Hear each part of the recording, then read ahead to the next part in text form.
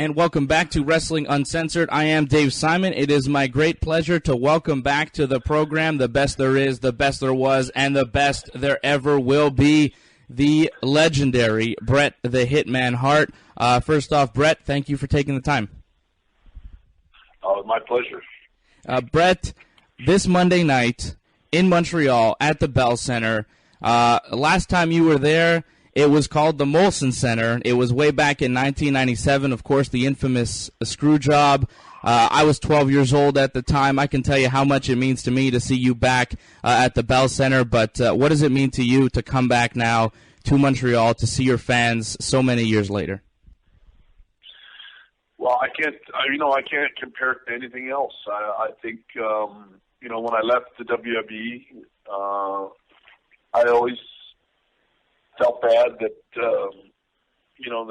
what happened in Montreal, and I know that I've been back and forth to Montreal quite a few times over the years, and whether it's in the taxi or just different people stop me on the street. I mean, and a lot of people. I mean, it seemed like it was something that deeply touched people in Montreal, and the fans there have never forgotten what happened there, and they've always had a bit of a ache in their heart the way I did, and we all kind of felt it together. And I know that I've had a lot of fans very emotionally approach me about Montreal over the years, and in Montreal. And so I know historically in wrestling anyway, it's one of those defining moments for me. But I do think that I know it's a very sort of lousy day for me, that for a long time I was pretty angry and bitter about it. But when I look back on it today, I look back on it as sort of probably my greatest moment. Like, I think I really did the right things that day, including punch out Vince McMahon in the dressing room. I mean, I really think that everything I did showed great poise and rational sort of thinking, and even how I handled things with Vince in the dressing room it was just a straight up pump. I don't know how to explain it, but the Wrestling with Shadows documentary, I think, did a good enough job to tell people what happened. But I know that it was part of the reason I got voted number 39 greatest Canadian. I think fans felt the same way I do, and I did at the time, and still feel now, that as a Canadian, I was not going to let them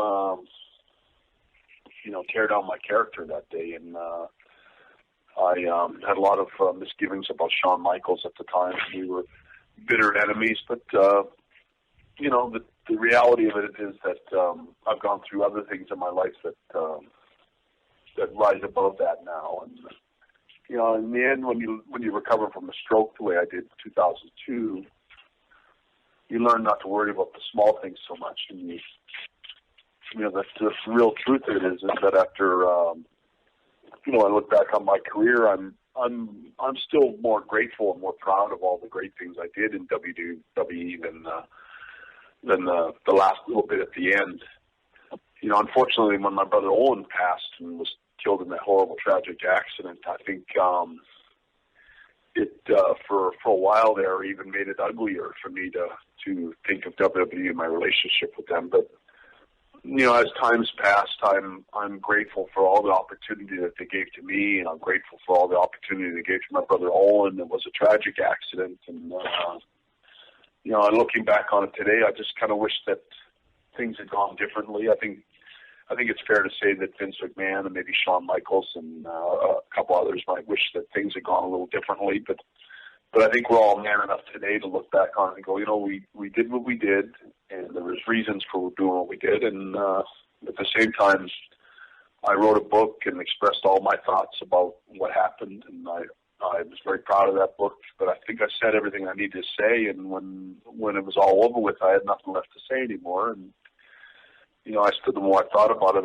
I was still always grateful for the good things that did happen, as being chosen out of that group of wrestlers to be the champion of the company and to carry the torch for the company for the years that I was given that opportunity was quite an honor. And I've always appreciated the faith and trust that Vince McMahon put in me in those days. And I've learned over time to to appreciate the good things that happened working for WWE and Vince McMahon, and and the memories I have with my brother Owen. I'll never forget them, and most of them are really good memories that I take with me. I carry around all the time and bring a lot of smiles to my face when I think of things we did and places we went. And, I'm grateful for all of that. And over the years, I've always wished that there was some way to go back to Montreal and just, I managed to get back to Madison Square Garden. I managed to make a SummerSlam. I managed to make WrestleMania a couple of years ago in Phoenix.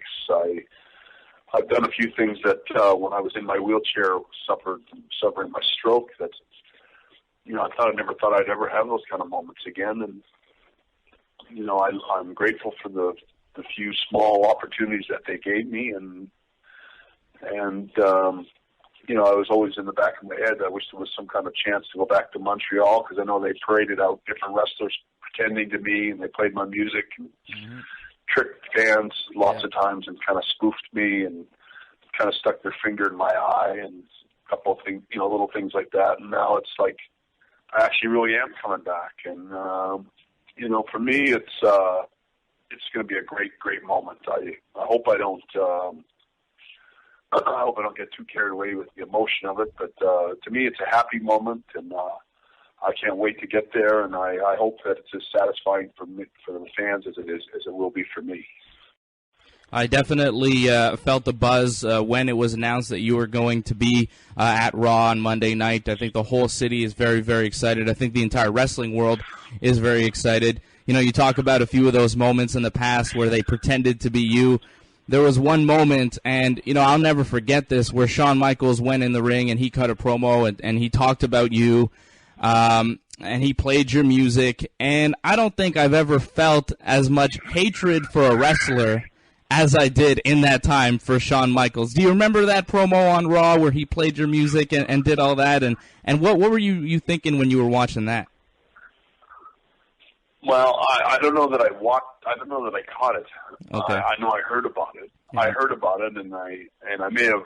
I think I may have seen it on tape later. I do have a memory of it, so maybe I did watch it. But I was pretty angry at Shawn for a long time. Hate isn't a big enough word for what I had for Shawn, and it was almost became a bit of an obsession. Where I couldn't wait to run into Shawn Michaels one of these days somewhere.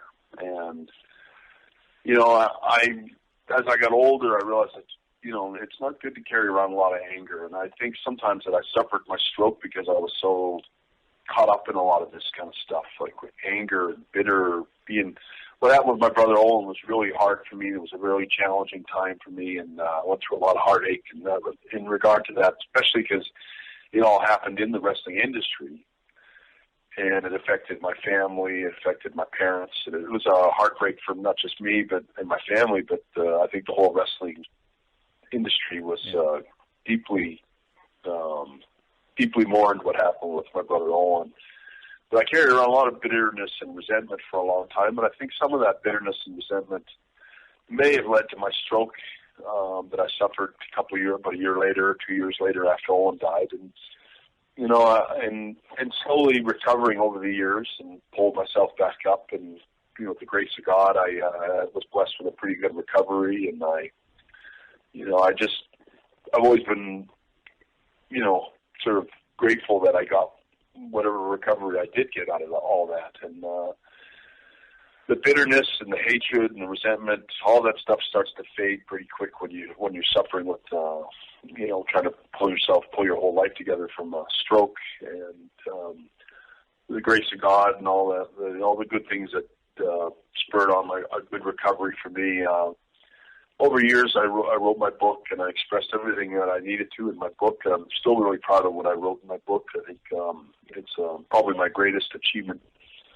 But I'm glad that this opportunity presented itself, because I do have so much respect for what WWE did do for me and my career. I mean, I wouldn't trade my career for all the Hulk Hogans and all the Ultimate Warriors and all the John Cenas in the world. Will never have the career that I had, and I don't think anybody's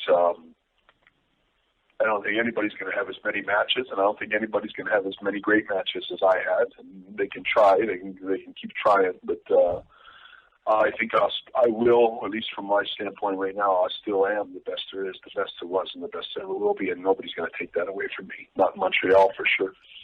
Yeah, and you know what? You talk about that, and it's interesting. I don't think that there is any wrestler that has the amount of respect from his peers and from the fans, and also had the amount of success that you did, being on top, being that top guy, being that world champion. And yeah, I think you're 100% right, and I've always seen you as the greatest of all time. You talk about your book. I believe that it's the best wrestling book ever written, and it has a lot of great competition, but your book is just unbelievable. Has Vince McMahon read your book? Do you know if he's read it? I doubt it. For some reason, I don't think so, but I don't know. I know Vince is an avid reader, so I don't know. If he wants to read a good book, he should read mine. But he might have a little trouble digesting it. But, I think in fairness to Vince, I think Vince knows what happened, and I think Vince has got I think today, we've talked enough, and kind of, my understanding of things today is that Vince and Shawn and everybody, I think everybody, cooler heads have prevailed today, and I think we all kind of regret the stubborn sort of positions that we took at the time, including me. And I know that I agitated Shawn a lot. I know that he agitated me a lot. There were a lot of little zingers back and forth, and that we were kind of, like two spoiled kids fighting with each other. And Vince McMahon was the parent that had to pick one or the other, and he picked Shawn, and Shawn was a little younger, and Shawn was going to be the star of the future, the next step up for him. And that's a business decision, and I really don't have any problem with that. I never had any problem with that earlier in my career, like when whatever happened with Vince. It's his company. My problems with Shawn were on a personal level, and it's too bad that they interfered with our match. But I will say that Montreal itself, it seemed like the most fitting place for that to ever happen. And it's easy to look back on it today and sort of second guess different parts of it, or I should have done this, or Shawn should have done that, or Vince could have done this instead. But what happened is what happened, and in the end, after the dust is all settled, especially 15 years later, I look back on it and go, that was probably my defining moment as a human being. Everything, my whole life summed up in that moment, in that few seconds, to what am I going to do about this humiliation that they've done to me in front of some of my most loved fans in the world in Montreal. And I've been forth to Montreal over the years, and I get stopped by cabbies and people on the street. And I know that I've seen people cry and tell me how much it meant to them. They were out in the stands that day, and they watched the whole thing happen. And it was it's a Canadian moment. I put it up there, right up there with when the Canadians beat the Russians in hockey. I think it was a defining moment. And when you watch Shawn Michaels lay out the Canadian flag in the middle of the ring and at the Montreal Forum that day and screw it right on the mat kind of thing, and then you watch me come out with the Canadian flag with my son and the fans, and I think you understand that there's a lot more at stake than what's been portrayed in the storyline. There's a lot of real Canadian emotion. This is a real Canadian hero that's dedicated his life to wrestling and going out to the ring to stand up for what he believes in, and he's got a guy that's got absolutely no respect that is waiting for him. And I think when I look at it, I think fans were deeply moved by what happened, and in a lot of ways it was my darkest hour. But it was those kind of moments and the way I handled that whole thing. I think when I look back, I wouldn't change one thing that I did anyway.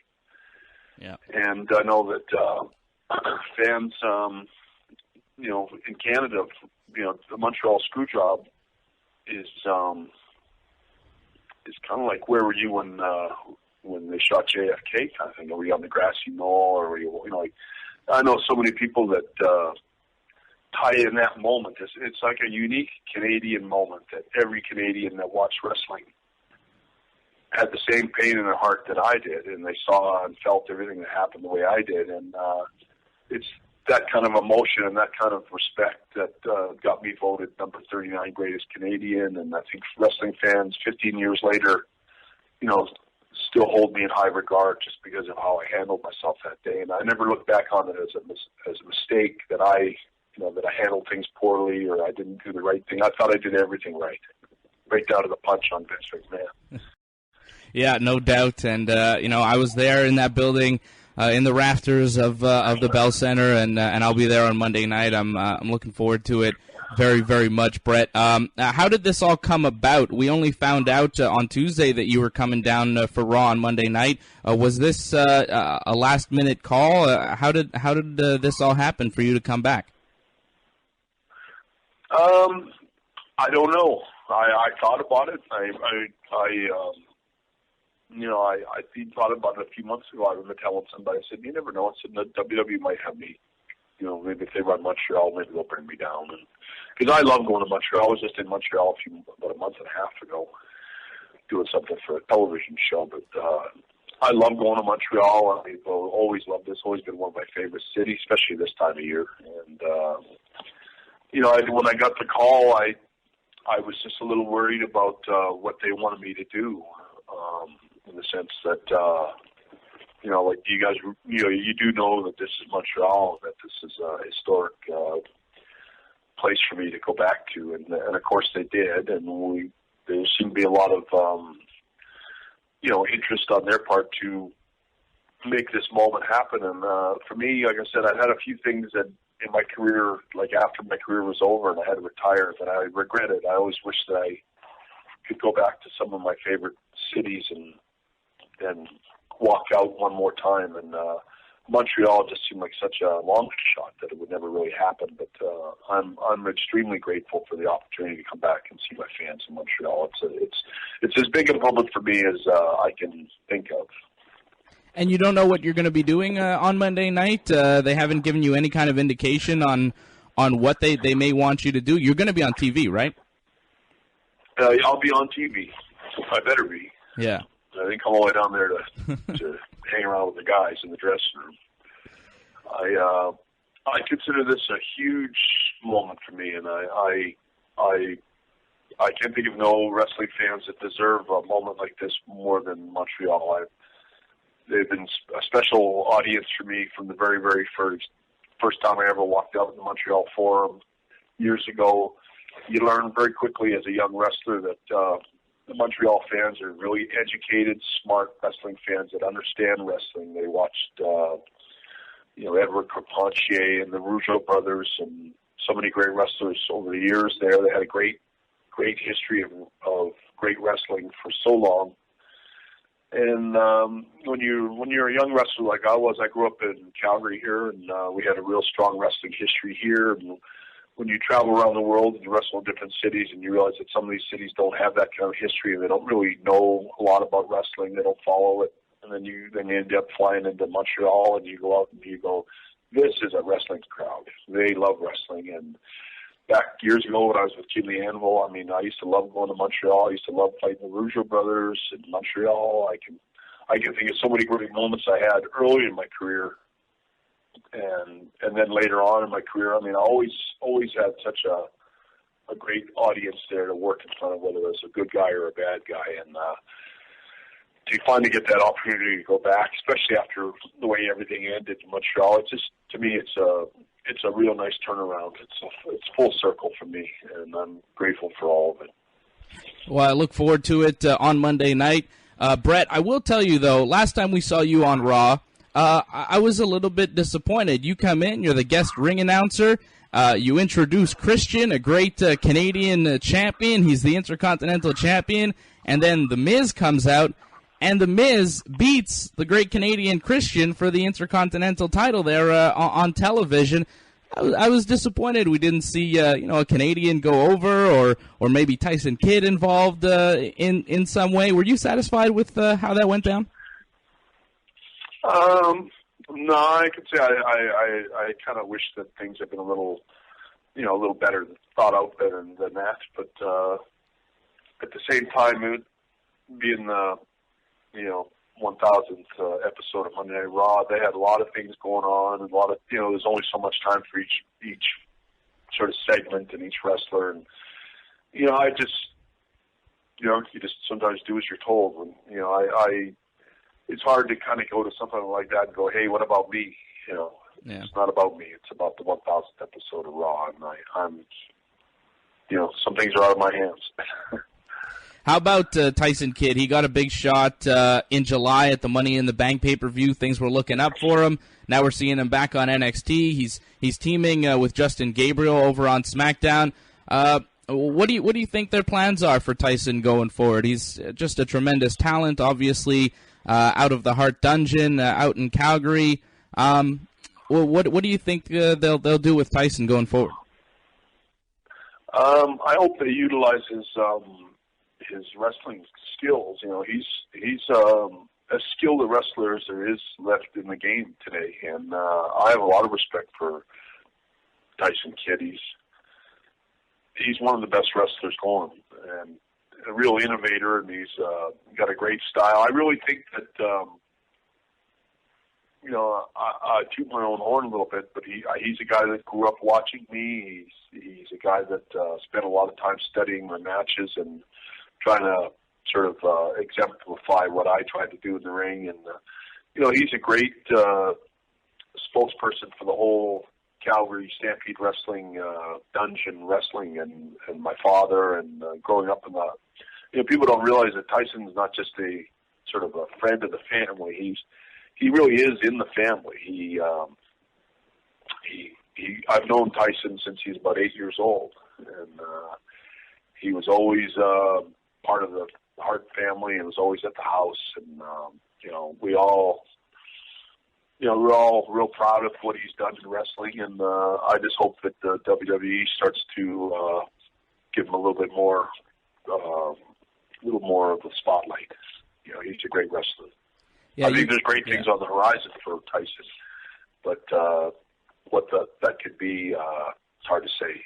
Yeah, Tyson, I can see that he's obviously influenced by you. There was a match a few weeks ago on NXT. He took the buckle, the turnbuckle, running straight into it to the sternum, kind of like you used to back in the day. He actually wrestled Michael McGillicuddy, and it was beautiful to see. It almost reminded me of seeing you and Mr. Perfect wrestle back in the days. Well, I watched a lot of the guys today, and I've seen CM Punk tribute me a couple of times. He even tributed me with his look at the last pay-per-view for the SummerSlam. He kind of had the Hitman design on his tights, and I find a lot of little nods and sort of tributes left and right in wrestling from different guys, and I appreciate all of that. I'm really grateful to be remembered by a lot of these young guys today, and Tyson Kidd. I mean, I think that he exemplifies everything I tried to exemplify in wrestling. He's technique-wise. I mean, any young kid out there that wants to be a great wrestler should just watch Tyson Kidd, and when you watch him, you realize that's what you got to do to be a great wrestler. And you talk about the young guys. One of the guys that was around when you were around, and that is somehow still around, at least on a part-time basis, is The Undertaker. Did you see his match at WrestleMania, and are you surprised to see him still going as strong as he is? Yeah, it does. I am very proud of him. I mean, I do tip my hat to him and go, if there's anybody that's going to come close to having as long a career as I had, maybe even longer than me, it'll be Undertaker. I mean,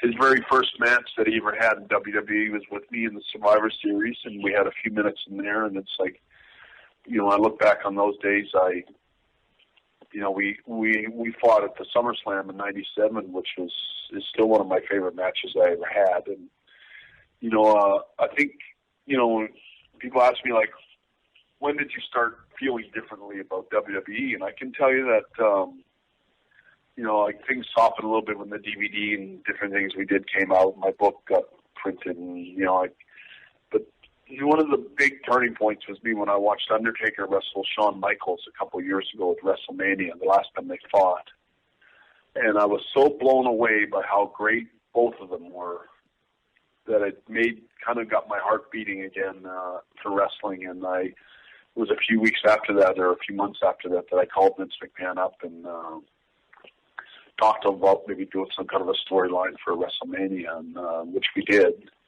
But that really, the Undertaker was a big part of me going back a couple of years ago, and Shawn. I was very proud of both of them, and it's made me appreciate great wrestling. I mean, I can tell anyone that hasn't watched that match with Undertaker and Shawn, where Undertaker went diving over the top rope and just about drove his head into the the cement on the floor and all that. But it's just such a great match. I think it's maybe the best match of the last 10 years. I was so proud of both of them. It really did light a fire in me about wrestling, and it made me think about what maybe I could do as far as my career went, going back and trying to bury the hatchet with everybody. And it made me even, have some, emotion for Shawn Michaels, who I never had any good thoughts about for a long time back then. And, of course, since then, you did a sit-down interview with Shawn Michaels, putting out that Greatest Rivalries DVD, which was a fantastic, as someone who was at the Screwjob so many years ago and watched both your careers, it was just a joy to watch. Were you happy with how that DVD turned out, and was that the last time you've spoken to Shawn Michaels? No, I've talked to Shawn a couple of times since then. Every once in a while we'll shoot each other a text. I shot him a text a few months ago, telling him that I couldn't believe that St. Pierre, his favorite wrestler was Shawn Michaels. It just made me laugh. I ended up texting it to him. I said, I can't believe it. I just heard that St. Pierre said that you were his favorite. And we had a little laugh about that on text. But we have no animosities toward each other anymore. And, I wouldn't say we're like, we don't visit each other every day or anything, or call each other all the time. But we're certainly are cordial with each other and respectful of one another. And it's like that with all, like that DVD that Shawn did with me, was very, very, I thought it was really good on his part to own up to what he did and to sort of do his best to explain himself and kind of, let everyone move on and tell everyone what we were both thinking and how we both felt. And I thought, I had concerns about that when they approached me about the idea of it, that I wasn't going to be honest. But I've learned that with the WWE and the video division, or, the DVD division of the WWE, that they really try hard to be really honest. They've been very, very good with me in that kind of stuff. They don't try to twist the truth. They try to just tell the truth. And I was grateful that Shawn was as honest as he was. And I think if you watch that DVD, I think you can see that Shawn was the one that had a lot of problems, and a lot of what happened, I think he owned up to. And I'm satisfied that when people watch that DVD, they got a pretty accurate sort of story as to what happened and where the tensions came from and what we were both trying to do. I was really proud of that. I thought it was really good. Now, with all that being said, I know Shawn Michaels has a hunting television show where he takes different wrestlers a lot of the times on hunting trips with him. If Shawn were to call you and ask to go on his hunting show and go hunting with him, would you do it? I probably wouldn't go just because I might be scared I'd shoot him. Well, Bret, that's a fantastic answer to close this out. You are the man. You are the best there is, best there was, and the best that there ever will be. It's always a great pleasure talking to you, and truly an honor. Bret, I want to thank you for taking the time, and also I want to thank you for coming back to Montreal on Monday night. I think it's going to be closure for a lot of your fans, and expect a very, very warm reception. Bret, emotions will be flowing high, and I look forward to it. Bret, thank you very much. I just want to say it's an equal moment for me. I can't wait to get there, and it's going to be a thrill of a lifetime to come back to Montreal. I can't wait.